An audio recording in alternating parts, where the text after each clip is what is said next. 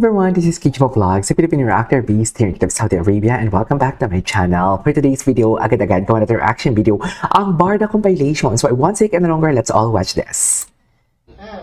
Ay, ang taray ni Sam. Ang gwapo ni Sam, no? Asa si Barbie? Eto mga roto eh. Bagay kay Barbie. Grabe, ang puti pala talaga ni Barbie, mami. Grabe, maputi na yan sa Sam Concepcion, pero mas maputi siya. To be honest with you guys, hindi ko pa nakita si Barbie in person. Sa totoo lang, hindi ko pa talaga siya nakita personally, and I wanna meet her talaga. Diba? Anyways. Ang puti. Diba?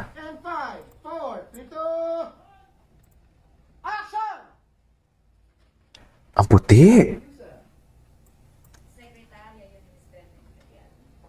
Mga behind the scene pala ito for today's video. Ay, atake. Atake si Barbie niyo. Ay, ano yun? Kasama pa ba yun sa ano? Kasama pa ba yun sa, what do you call this? Kasama pa ba yun sa set?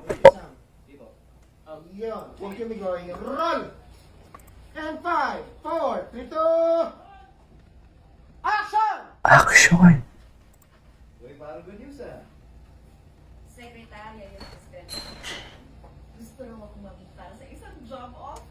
Ay, job offer. Atake. Ay, atake. Anyways, ay, ito. Dear lahat naman, alam mo may mga nagchika dito na malungkot daw si Barbie dito. And parang malungkot daw si Barbie. Baka naman kasi hindi pa natin alam in a very serious way. Kasi kung nakikita mo si Miss Jessica sa kaharap niya na nga yung director or what. Pero kung nakikita ninyo, parang seryoso din naman si Madam Jessica Soho. So, hindi muna tayo mag-judge without any context, right? Ang importante, ginawan ko to ng reaction video kahapon. Kasi eto na nga, nakita ko na pinagsama na si Barbie and David ng GMA. Kasi diba, sabi ko nga sa inyo na nakaraan, halatang pinag-ano talaga sila, halatang pinaghihiwalay talaga sila. Kasi si David nag-guest sa Showtime today.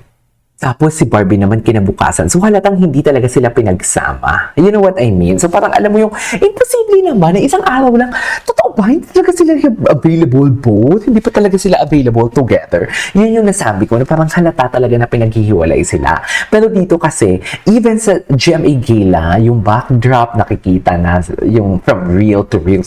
Di bakit naman nakahilera pala doon si Bianca, Umali, Ruru Madrid, Dongyan, yung mga nagkatuluyan, Jeneline Mercado and Dennis Trillo, yung pala yung mga kahilera doon na Barda. Can you just imagine that? Ang laking factor nun. So may alam talaga tayo na confirm, may alam talaga ang GMA, syempre alam ng GMA yan, na confirm na hindi natin alam. Kasi bakit nila ilalagay doon yung Barda?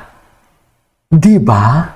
Bakit nila ilalagay doon ang Barda? To think na hindi naman yung GMA Gala, to think na parang yung purpose nun hindi para sa mga tao, kundi para sa mga GMA na 75th anniversary nila. Hindi yung tipong parang teleserye. Right?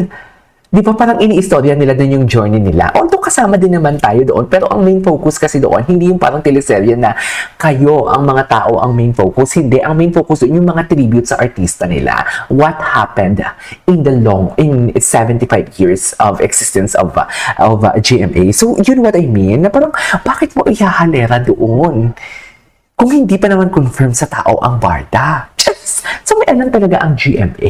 So, of course, may alam yan sila. Diba? May alam yan sila, mami. Anyways, panoorin natin ito. Diba?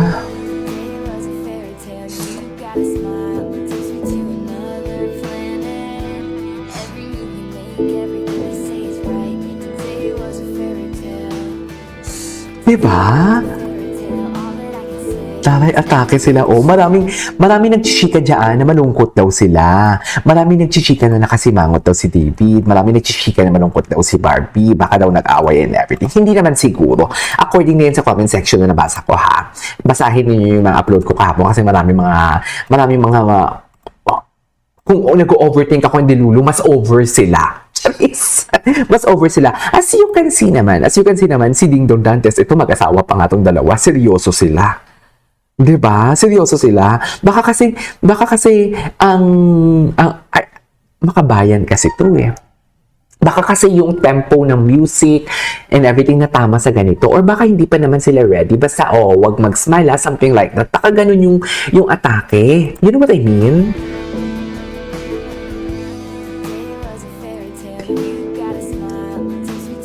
Oh, hayaan mo na sila, oy.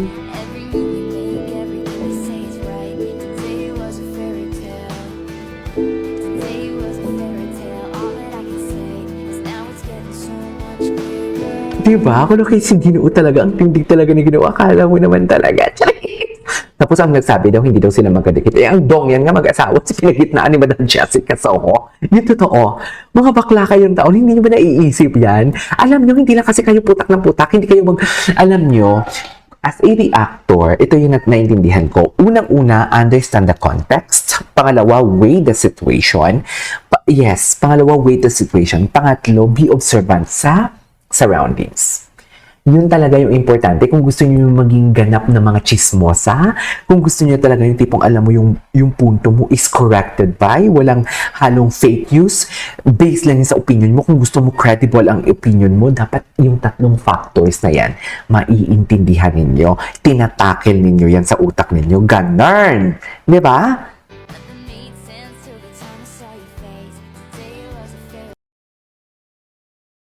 Nawala tayo for today's video. Ano ang nangyari? Ay, ito na. Bumalik na siya. Wait lang. Asa na yun? Asa na ba yun, mami? Ito. Kay Miss Evelyn. Oh. Yan ang sinasabi ko. Tsaka nakasmile naman sila. Tsaka pinalipat nga sila ng posisyon, di ba? Can you not? Just ang arte ko. Can you not, mami? Ano ba? Bakit ba nawawala for today's video? Mabigat ang file. Mabigat ang file for today's video. Kaya ganun na lang yung atake niya. Anyways, lilipat tayo ng internet. Ano pa nga ba? Wala tayong magagawa dyan kung ganyan talaga. Diba? So anyways, nawala na ako sa wishu. Charis.